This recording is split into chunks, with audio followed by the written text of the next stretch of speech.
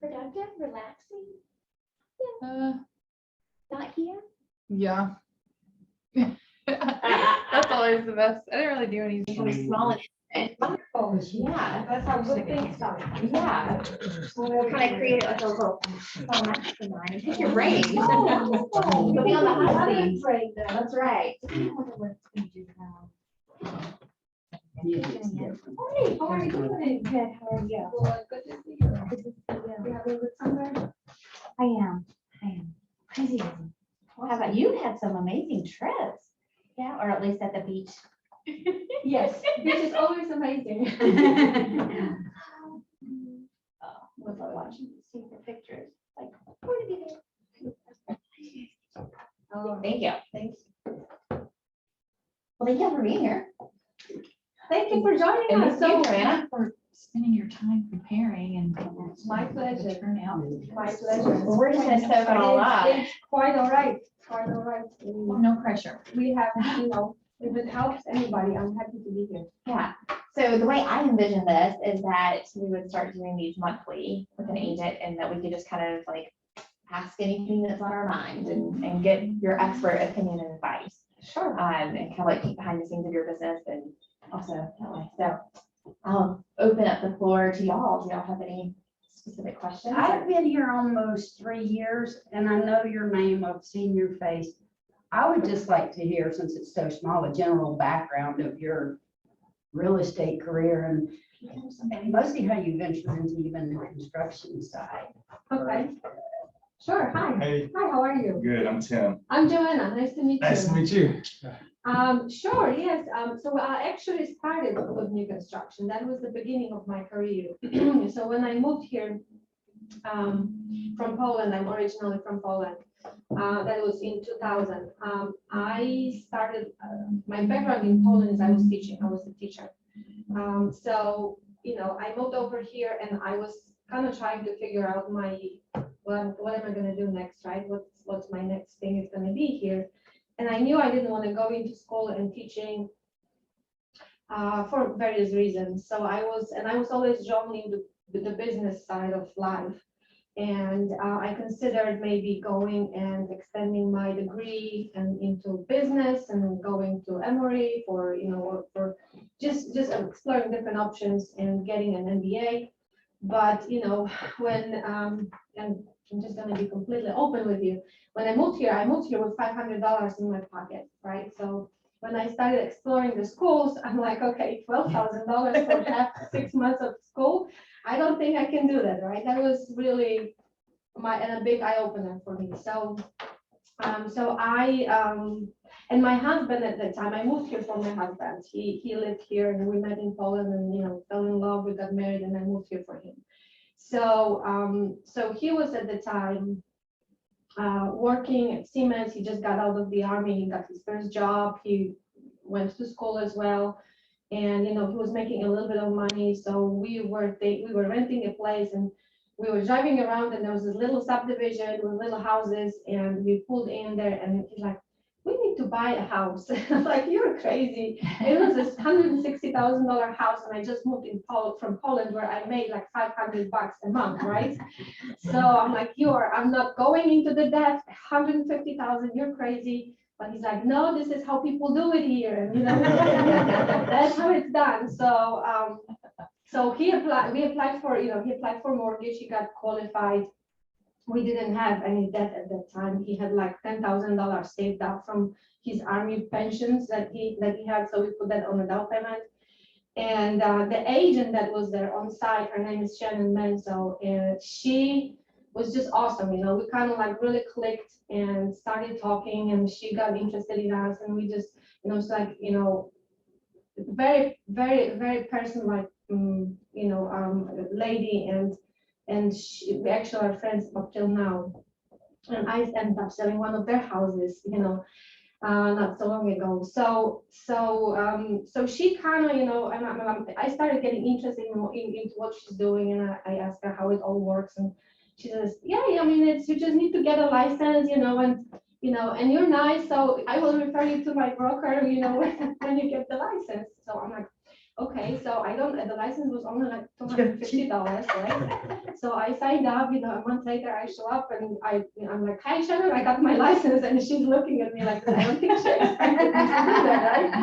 And so I said, you're referring to your broker. So she said, okay, and then I didn't hear from, him for like a week, second week, another week. And I'm like, okay, maybe he just, give up on me, or he doesn't want to hire me. I have an accent, whatever, all those thoughts, right? So I went and signed up with her in Norman. So, they didn't require much, and I just walked in there, just talked to them and signed up with them. And then I think a week after I signed up with them, I got a call from the broker. His name is Bob Hartwell, if you know him. So, and before that, I was calling him and leaving him all the messages, just, hey, this is Joanna. I just wanted to make sure you got my message, So he finally called me, and there is more story to that. I'm not gonna go into all of this, but he called me, the week after I signed up with Fred Norman, and we had an interview, and he hired me for new construction. So I worked for Miller Bowen Communities. That was my first real estate engagement. That's where I learned new construction. That was the best place I could have really gotten into. A really nice, there were two Bowen companies, Bowen and Miller Bowen Communities. Bowen and Bowen was a little bigger, more, a different feel to them. And Miller Bowen Communities was a small family-based company. We all knew each other. It was like, I think 15 or 20 sales agents, and Millard was there with us at every meeting, and he knew who we were, and they would take us on trips. It was just like really like my family, when I moved there. I still tear up when I talk about them, because they really created space for me to, to grow and relax, and they just took me on, and just, it was a great experience with them. So that's where I learned new construction.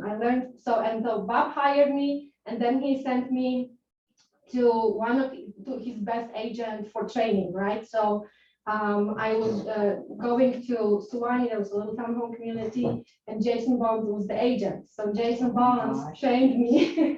So I couldn't have gotten, a better start in this business. They were both fabulous people, my friends up till today. Can I stop you there? Because Yes. that's the link. I mean, I'm very interested in looking towards new construction, but Yes. I don't know any builder. Where do you literally put hard hat and stomp on undeveloped ground? So- I mean, how do you get to these builders? So there are two sides of new construction, and I experienced both, and I'll share both with you. So when I work for Bowen Communities, it's a little different setup. You're not independent there. You have a commission split that the builder offers up front, and you have set hours, and you have to be there, In the during those model hours. homes. Every weekend I worked, we had one week off, 1 week, and then 2 days, 1 day off 1 week, 2 days off the other week. So I was able to do that when it was just me and my husband.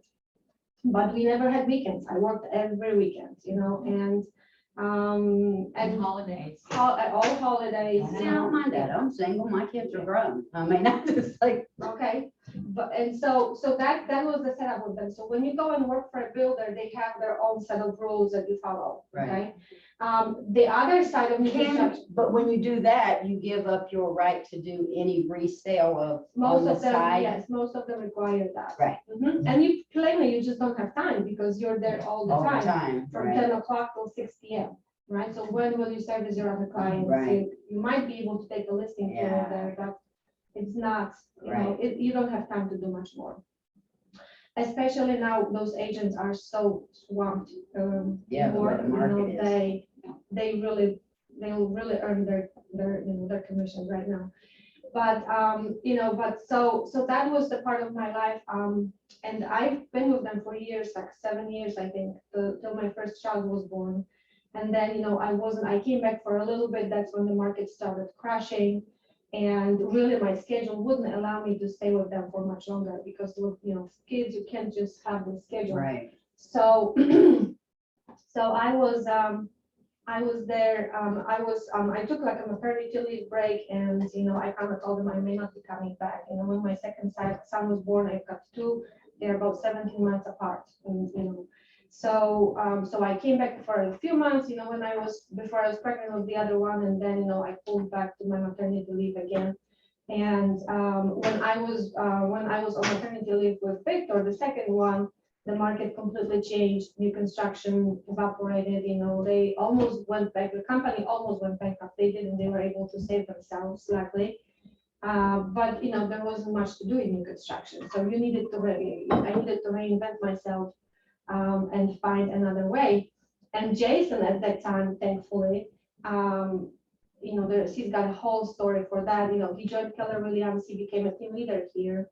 And so he called me after one day and, he's like, what are you doing? Are you ready to go back to work? And I wasn't ready to go back to work. I was having sleepless nights and 2 kids screaming at the house. So I told him, no, call me in 6 months. And then 6 months later, he called me again. We went for lunch, we talked, and I told him, I really probably am not ready to go to do anything yet, but he says, just get in there, just check the systems and see what's, what it is. It's a whole different world from what we knew, because it is a different world. It's a whole different animal, if that's what he meant. And he says, this is the best company I've ever, I couldn't even envision having a better company to be with and to affiliate myself with. So he plugged me into the systems, and I started looking a little bit and learning a little bit, in my free time. And I really just came on, I think, maybe a year after that lunch meeting. So I started working with investors at that time because that was the market. I'm like, okay, so far I've gotten all the listings from the builder. I really didn't have any clients outside of that, so I needed to, that's really where the big challenge came, because now you have to get the business yourself, which is what we're doing. You have the flexibility, you have the freedom, but you also have the responsibility of taking care of your business and being the rainmaker and everything else in your business, right?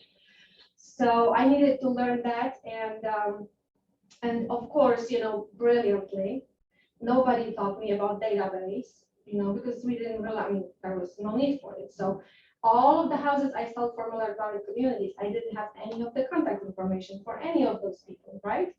I had stacks of contracts, yes, but the info was there or it wasn't there, we had an info sheet that we filled out, or maybe sometimes, anyways. So I'm like, okay, so I need to find people, I need to find clients. Where do I start? Well, my natural job was to the subdivisions that I sold for, because I didn't have the contact information, the numbers, I just started door knocking them. So I took so it was like 2011, the market was crashed, I would sell those houses to those folks for 160,000, now they were worth 120, right? And you're recording your face. Going back, right at the door. And I'm like, hi, I'm Joanna, do you remember me? And luckily most of them remembered me fondly. So they had a conversation with me. I started collecting their information, and I started getting business from those subdivisions.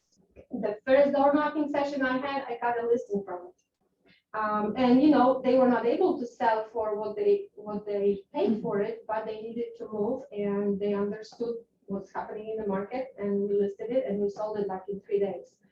And then I got a call. I was also leading, I had 2 sessions of door knocking, I think, or 3, the first round. And I was leaving my business card behind and a little letter, hey, I'm Joanna, a little background of who I was there. And then I said, I have buyers looking in this area, because there were buyers looking for properties.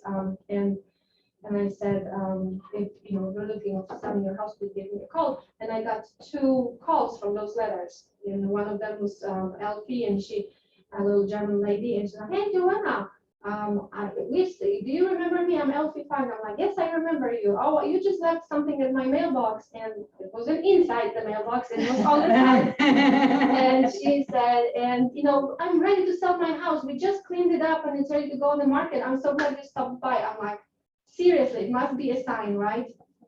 So we met, we listed the house, I sold it in 3 days.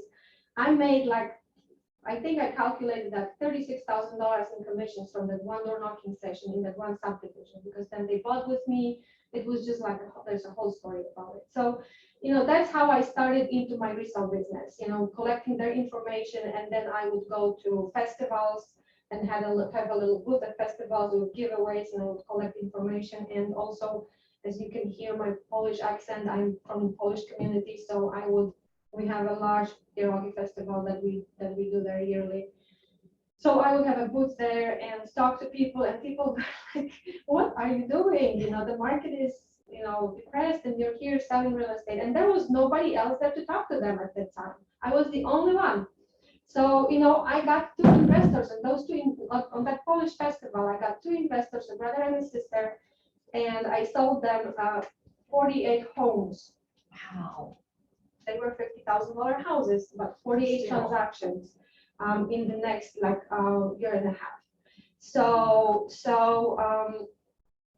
And they were driving around, and they were like looking. I would send them the listings. They would drive around. They would look at them, because I had my two kids. They were crawling in the back of my bonus room when I was on the computer. And it was when we were at the time we needed to print all the offers. There was no DocuSign. Okay, so I had stacks of paper like this, next to my desk with all the offers, because we would make several offers and then one would get accepted, right? So that's how I started my resale business, and then other clients started coming on, and then at one time, the other side of new construction is where you work with the builder directly, and it's a smaller builder, and you make the rules with the builder, okay? It's not the big company, just a smaller, because those builders are out there as well. And so then I met through his brother, really, I met a builder, and we started working together. His name is Alex, and they go by Stacken Homes. He's a local small builder. He builds high-end homes, mainly in Jackson County. See, that's where Did you seek him out, I want to or? No, I didn't. It just came to me. It's just like one time we went to the beach, one of the beaches here, with my kids, and his brother was there with his kids, and we started talking, and I said, well, they are from Ukraine, so they heard our Polish, language. We started talking, the kids started playing. I'm like, I'm in real estate. Oh, my brother is and he was working for banks at the time, fixing up houses. So he says, oh, he's got a house he wants to sell. And I said, well, I can help you with that. I gave him my card, but I really never thought he was going to call me, right? So the next morning he's calling me, and we met, and I sold that one house for him. And then we kind of didn't do much for the next 2 years until he calls me again, and he says, Joanna, I'm building houses in Traditions, and my agent is putting my pictures sideways on the listing, and I'm looking for somebody new. So I'm like, I'll be there this afternoon, right? So I met with him, and at that time he already had his other business partner. They both interviewed me. I actually gave them recommendations. They called and checked out the recommendations. And we started working together, and we've been together for like 6 years now, I think. And so with him, it was different, because he's the first build, I think, 10 houses in Traditions, and so I would have 2 or 3 at a time that I would market, and I didn't have to. I was doing open houses, but I didn't have to be there every weekend, and the whole week it was, a completely different thing. I just met customers and clients. It was extremely time consuming too, because with what he was doing, he lets people pick everything. He's very accommodating. So I spent hours on those contracts, yes, and change orders, probably like 20 change orders per contract was a normal price. So extremely time consuming, but I didn't have to be there, every day. And then he started building in Scenic Falls. That was one of the subdivisions that got stopped when the market crashed, and then he bought lots there and started building, and then we bought a piece of land, and he developed that. So we are selling that right now too. And now his daughter is getting a license, so I'm training her to take over. So I will be looking for another builder. So that's the story. That's how it, the background that I got with new construction was really like helped me get the account with him, right? So it kind of one thing leads to another, and then you just do the right thing for your people, and then it comes, business keeps going. Would you say that these smaller builders, do you think they get pursued by agents a lot, or do you think that maybe agents assume that? He did get pursued by agents all the time. Yeah. Yes, like all the time, and he would tell me about that. Yes, and actually I had an agent from our office who was doing open houses, was helping with open houses there. I would open opportunities when, for agents here, and he was trying to pursue that builder. And yes, and so, yes, and then there were local agents that would, come to him and they would try to pursue. That's him. why I'm asking you if you've been seeing groundbreaking, because I am not beyond putting a pair of metal tarsal boots on and tramping across broke ground. But is it, because by the time they've actually surveyed it, when it's went from the developer to the builder, Mhm. that builder's already got an agent in place Most at likely that they time. do, yes, right? most likely they do. I mean, there are different builders associations, they have all lists of builders who. Just who start are- doing you mass could mailings be or just something. calling them, or just coming to their communities and talking to them. So I was told also that, like one of the ways to get in with the builder would be to actually find the land. And then, That is the easiest way and then to get. approach a Yeah, builder. yeah, and I then- and know then one it that being I've talked to about Yes, and that. then you tie it to, Absolutely, yes, and then you ask that he lets you market them for him when it's developed. That is the easiest way that I can think, because builders are always looking for land, it's hard for them to find land, so if you can bring that to them, you're of value to that builder. Yeah. Unless they've got some kind of a family, family bonds, you can break that. Right. So the Builders Association, is that a state run? I can go into the Atlanta Home state Builders site? Association, Oh. Google that, and you'll find a list of all of them there. All the ones who offer. Yes, but I mean, then there are also private people that build houses, they build 2-3 homes a year, it's just networking, just putting your name out there, putting yourself out there, going and talking to people, asking for business, talking to your clients, who do you know that I can help, and for, as I always look for opportunities to maximize the opportunity. So if you can have a client that's multiple times client for you, that's my A client. That's what I always seek, Right. for. And of course, I work with sellers and buyers who, are first time home buyers, and it doesn't matter. Wherever to it me, comes from, yeah, yeah. exactly. I work with everybody. But having a client that's like that has multiple, that brings you multiple properties, multiple business, is so much easier, because then you kind of Your learn the recurring, beds of the right. client, you know each other, it's easier, the workflow, you kind of adjust to their needs, and you know them well, and they know you, and they trust you, and then when the level of trust is deeper, it's so much easier to work with them. And so it saves a lot of time, and it saves a lot of energy and a lot of stress. It's worth it, in my opinion. I know it doesn't come to you every day, but that's something I think you should have on your radar when you're in this business. So what's your percentage of new construction versus resales? Right now, it's probably 40-60. 40 new. Mhm. And what do you do for your resales? Do you have a process of how you market to them, or what you do? Yes, and that I follow all of the Keller Williams teachings on that. So the 33 touch, I market to them through mail, email, phone calls as well. Even though not so many recently, that's probably my weakest link, calling part. Texting. Yes. Yeah, to last be thing I honest, do all the I time. get more response with the text back. I think people are Yes. so far away, they don't want to take 10 minutes to answer the call and talk to you, but they will respond quickly through a text. And I Yes, think it's almost turned into this rush kind of thing. yes. Um, Yes, and I mean, yes, and then you can't always communicate with that. Sometimes it's better to If pick it's, up, yeah, yes, long. and depending on what it is. The younger generations definitely text, they live on that. So you kind of need to adapt to your client as well, but yes, the 33 touch, that's what works. And then social media, I can't tell that I'm super, this is the ways of social Yeah. media and YouTubing. So I just do the basic things on social media, but so that they can see me, they know who I am, they know what I do. And I keep, top of their mind, because everybody's on Facebook, or most people are on Facebook. So just to be top of their mind, and I don't do it all by myself. I've hired an assistant years ago, and that was the best move that I've done. And then I hired a marketing girl, probably 2 years ago, maybe 3 already. So they do that for me. When I hired, when I had a coach, the coach really put me on track with my database. That's what he helped me through all of that, and then production, put me more into production and a different mindset. But all the things I needed to do for that coach, I'm like, okay, I'm overwhelmed. There's no way I can do that and do all the sales. And so he put me, on my first assistant, sort of forced me into it. Because I felt that like it was a very scary move, but it was the best thing, and I would never go back on that. And so I do have a little team that helps me with it. Of course, we have to have a photographer. And then I've got agents that I work with sometimes that show properties for me, like if I'm out of town or if I'm overwhelmed with other things.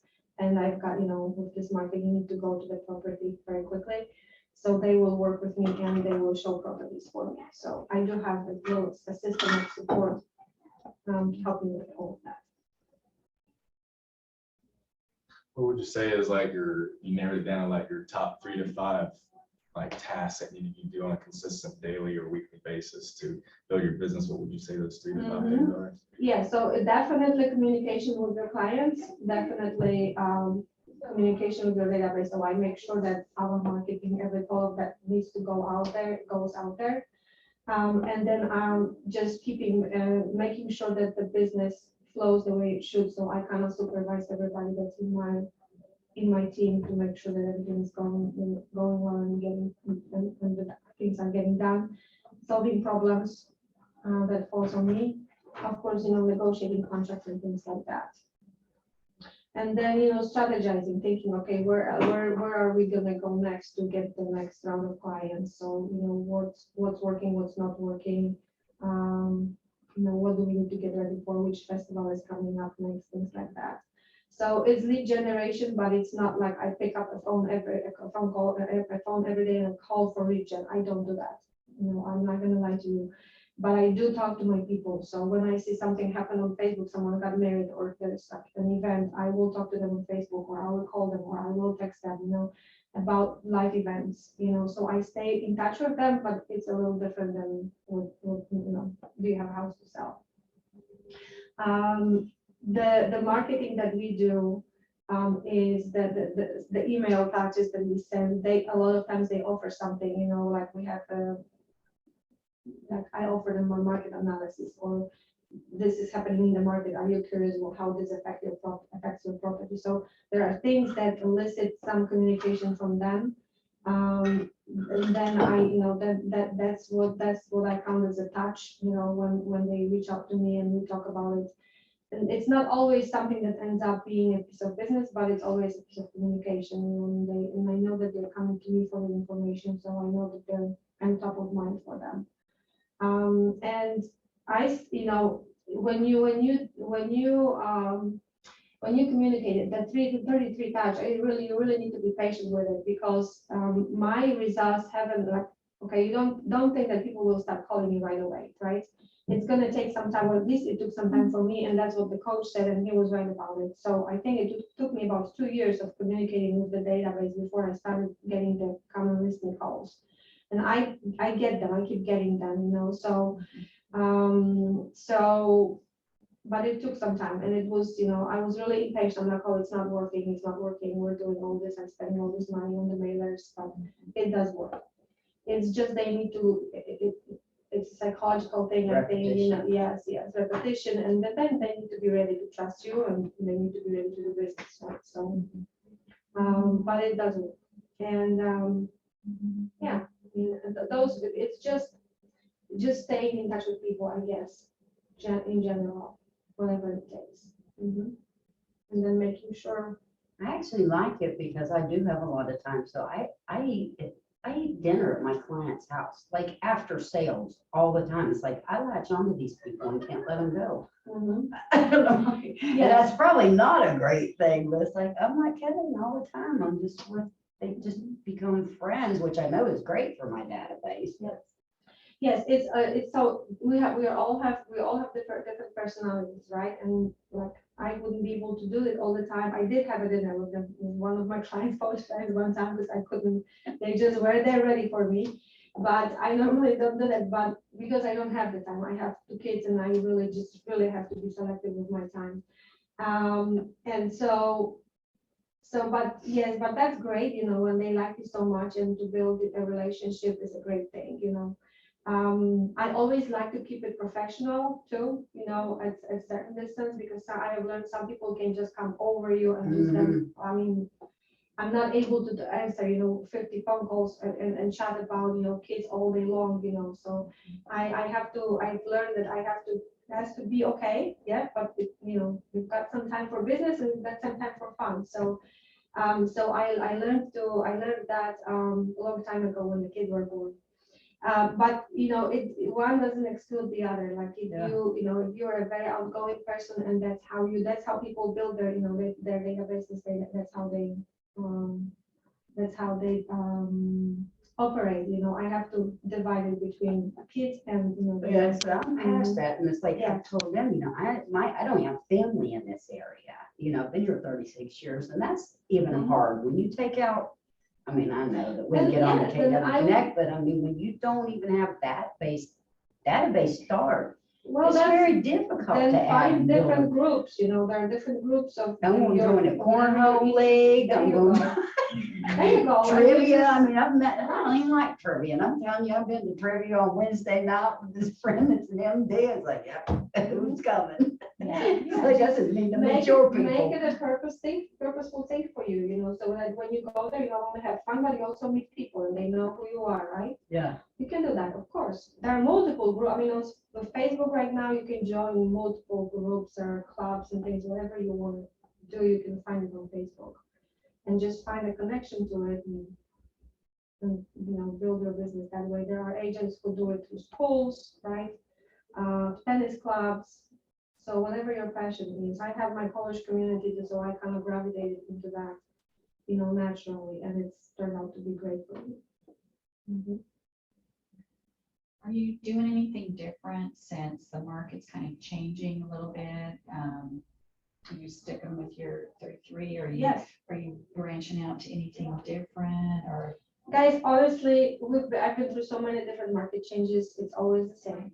Me too. I don't just know. wanna- I mean, that sometimes the hear you form say of that. communication changes, like, Facebook, that wasn't there when I first started. I needed to learn it, like, so, but the real touch with the human, the person-to-person contact and just being there constantly and on regular basis, that's the key. Like that's what I struggled with before I hired my assistant, to do it on regular basis and consistently. If you're not adding onto your database consistently, if you're not keeping in touch with them consistently, you're constantly reinventing your business.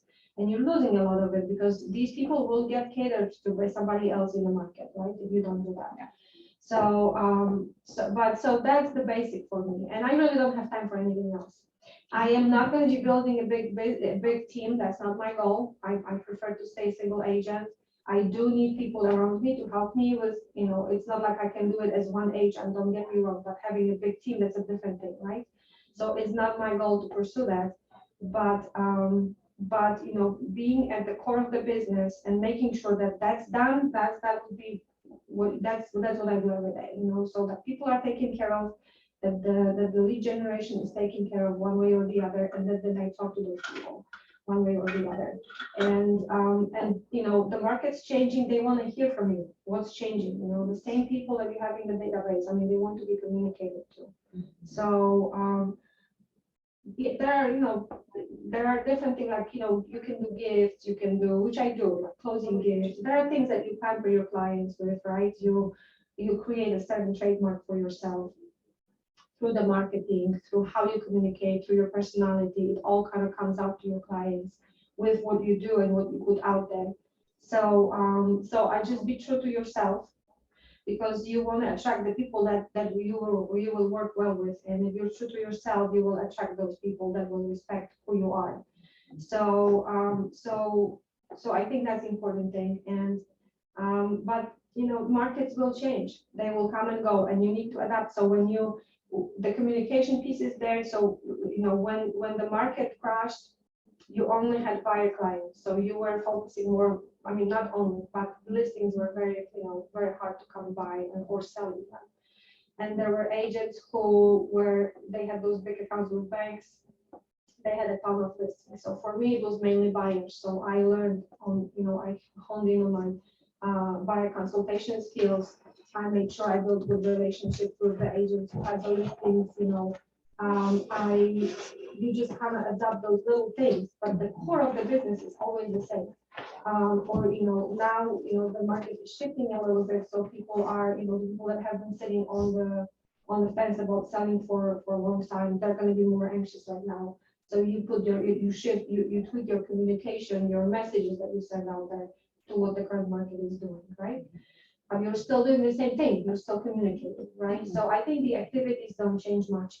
And the more that you do those activities, the better you get at it. I mean, I can't tell that I mastered anything. I haven't mastered anything yet in this business, but you get better at it, and it gets easier, and you kind of are able to adapt quicker with those messages and what you say, and how they need to be catered. Sometimes, I think now we're going to be getting into the market where the sellers, you will have to have additional call with them. So my listing schedule, my listing procedure is going to change. I'm going to get additional call in there for the sellers to update them on the activity of their houses, because the market, the days on market are going to get longer. People are going to get more anxious. They're going to want to know what's happening. So before I'm we seeing get a lot of them 7, even 14 days out now. which is, that The was normal. normal. Right. 90 days was normal for us. Right.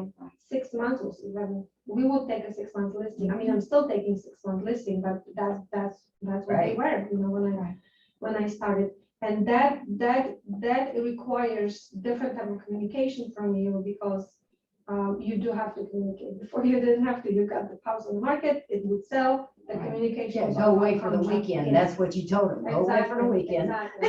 So you change the message, and then you change the frequency, or you're gonna have to change the frequency of the communication. So those things will change, but the lead generation, still the same thing, that's always there. And the more regular you can get about it, the more people you will reach with time, and you have to be adding onto your database, making it bigger as much as you can. So every open house that I do open houses. That works well for me. You don't always get a sale, or you don't always get a client from it, but you get contact information from people pretty much from every open house.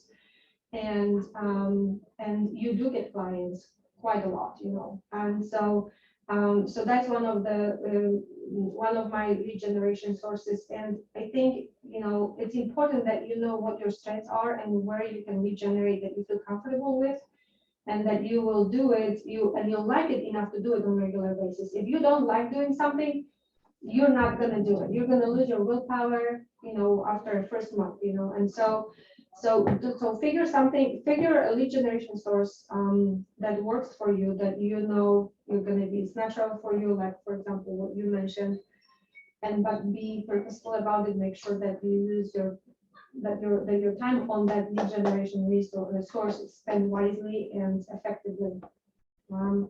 So that would be my recommendation for that. I don't know. I feel like it's a patience game and a long-term approach thing. It's like, I've been in it for 6 years, and I'm like, man, the first 2 years were the hardest 2 years of my life. And then now it's like the last 2 years I've had more referrals than ever before, which Exactly. I never thought would happen to this degree and at this time. Yes.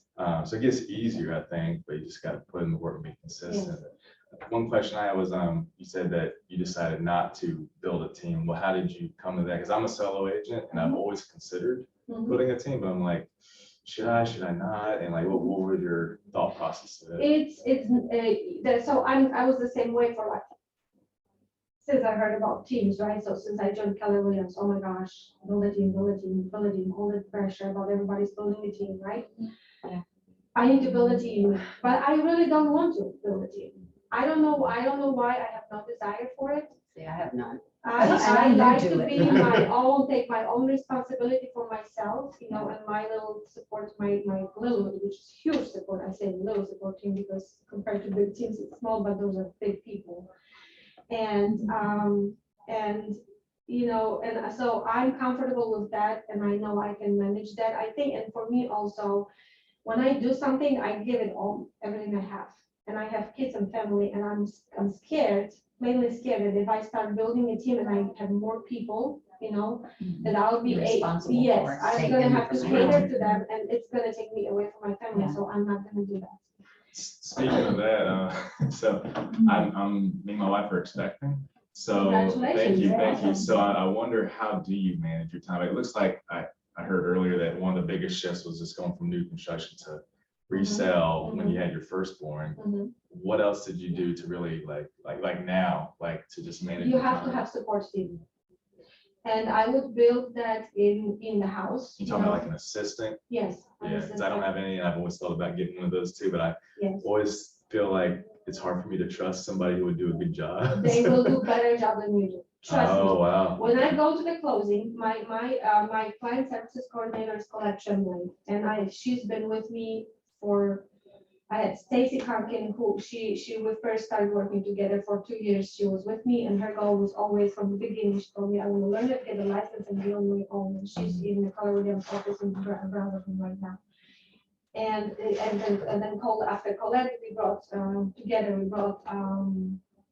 I'm sorry, after Stacy, we brought Colette on the team, and Stacy helped train Colette, and Colette has been with me for 5 or 6 years now. I have to look at it. And when I come to the closing and the lender comes there, I mean, my clients know who I am, right? But when the lender comes there and they sit at the table with me and they say, hey, are you Colette Tremblay? Are you Colette? It's nice to meet you.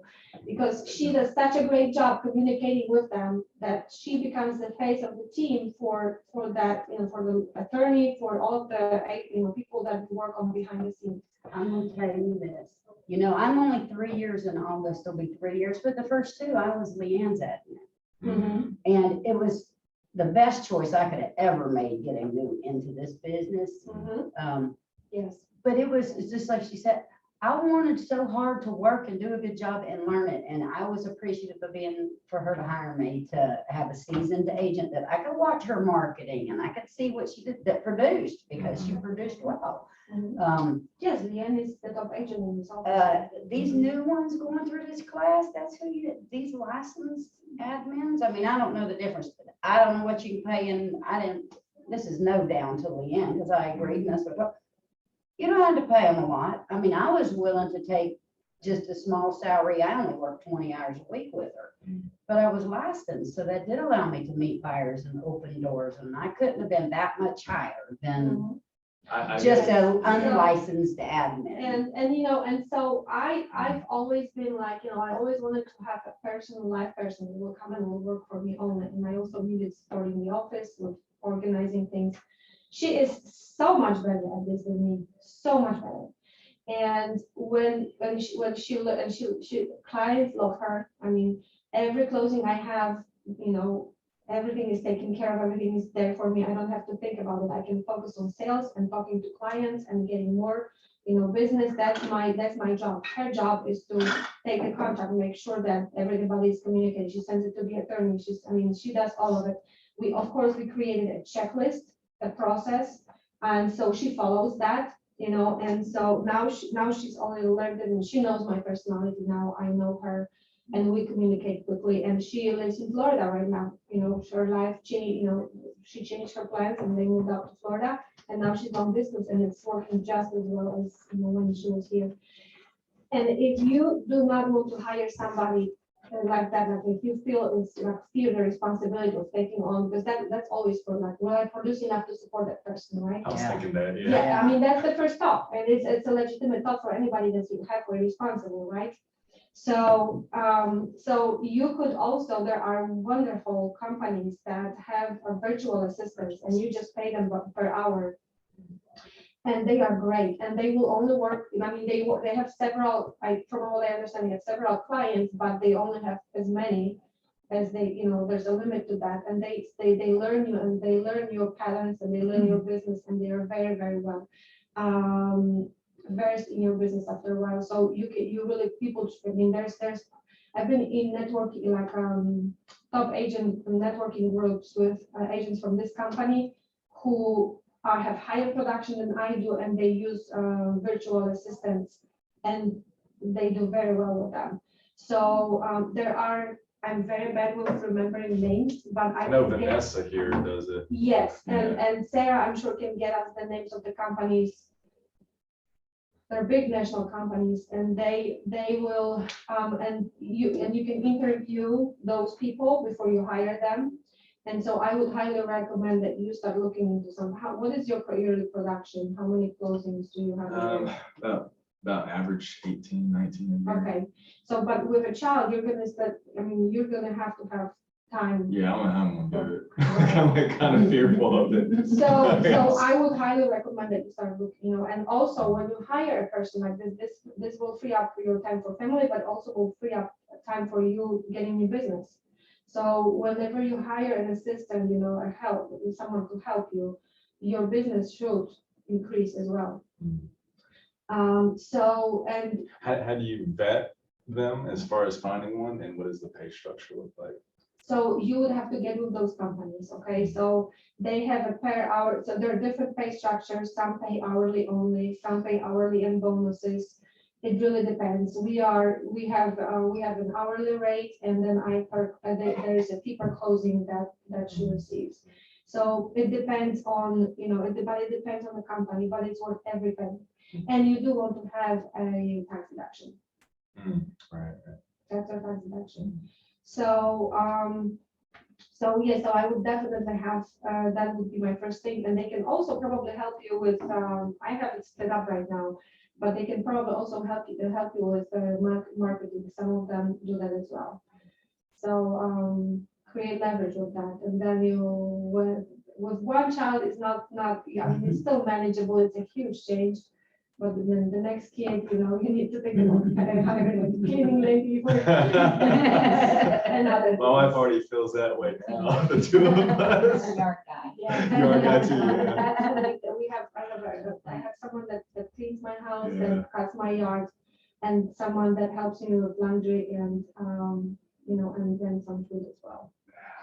Otherwise, there's no way you can do it, and so.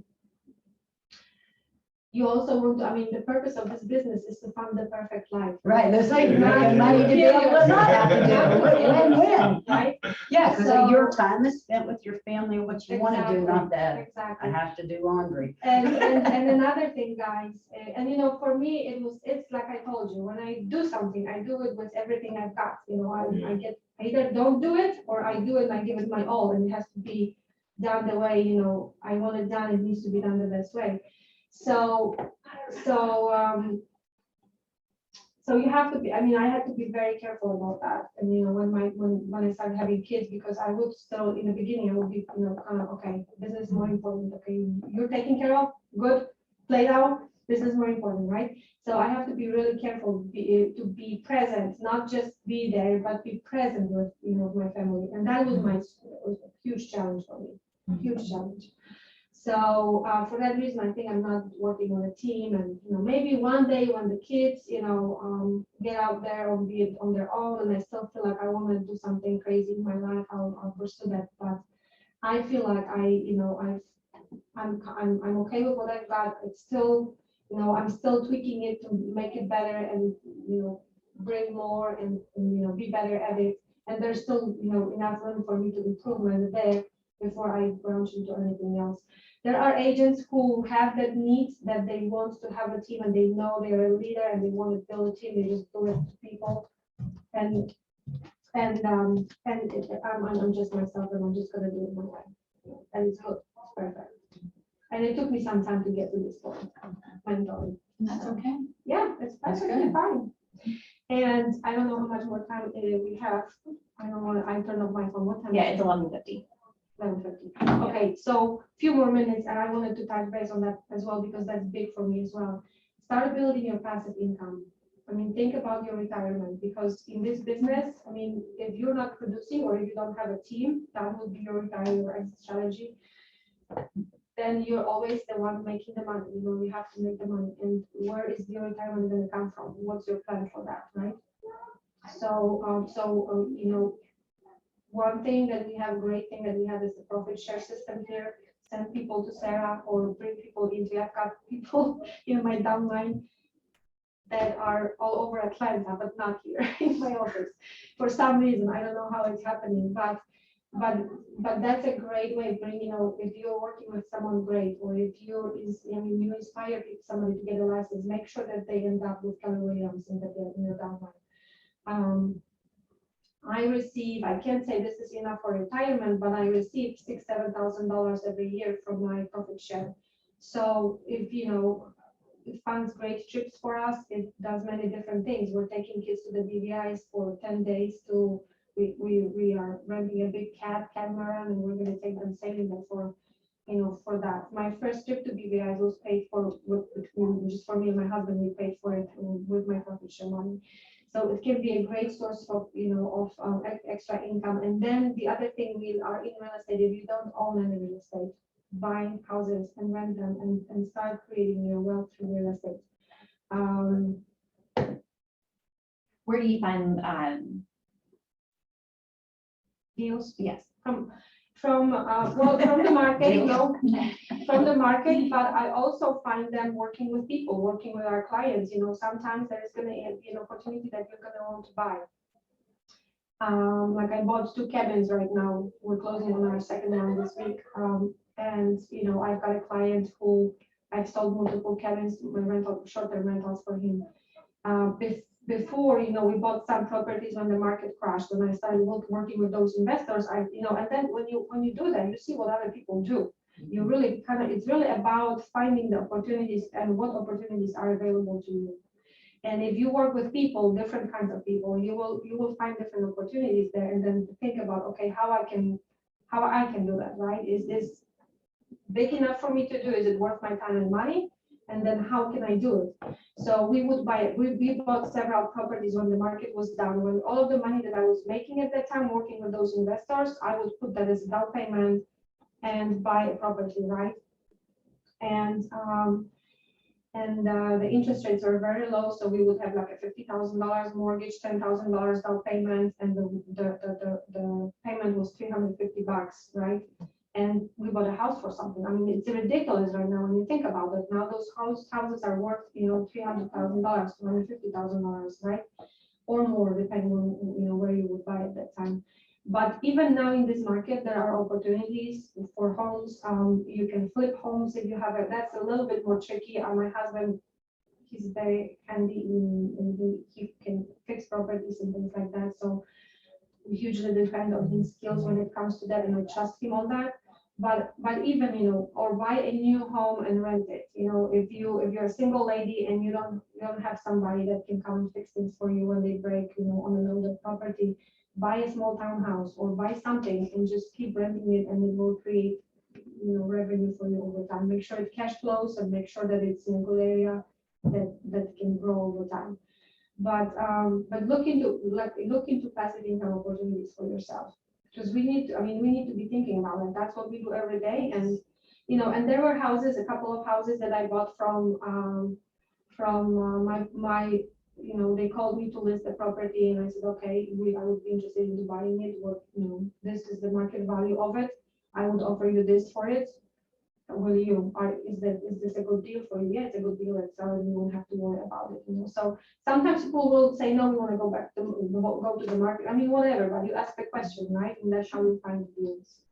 So I just wanted to make sure you guys are thinking about it.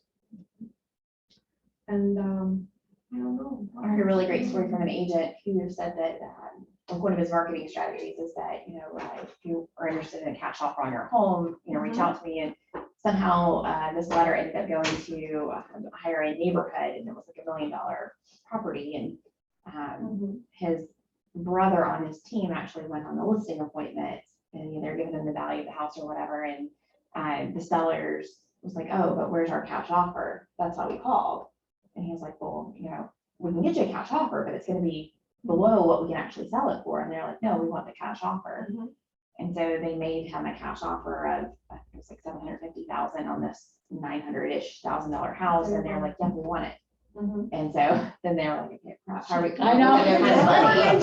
And he was like, that's the easy part, finding the money. Exactly. You will always find the money. But it was just, shocking at what Yeah, list Yeah, down to what they people would do. Yes, yeah. Like you never know. That's a great, or, just being friends with agents, and telling them, hey, I'm looking for stuff like that. If you run into somebody, we got one house that came, through another agent to us, So that's a great one. That's a great example. And so, yes, finding the money is never a problem. If you have a good opportunity, people will come in, even if you don't have all the money, they will partner with you on it. It's always finding the opportunity. That's what we want to be on the lookout for. I see, yeah. Thank Here you is so my- much. Yes, here are my cards. If you guys ever wanted to reach out to me for anything, I'm here to help. You know who I am now. It's very And kind of you to share. thank you. My Yeah. pleasure. Yeah. Awesome looking card. So much. Thank you so much for your time. Thank you, Tara. Thanks for having me. Yeah. It was great. My pleasure talking to you guys. This is what I like to hear, because I'm telling you, that's what I was thinking, all the agents give back here, to see some agents. give their Yes, I time, mean, and it's, so huge. why not? This is how we learn, right? Yeah. Thank you so much. Thank you, guys. I'll see you. All right. Have a good Bye. day. I don't want to put these on the go outside. Always bring it in. It's cool. So you got a few minutes, some contract questions I wanted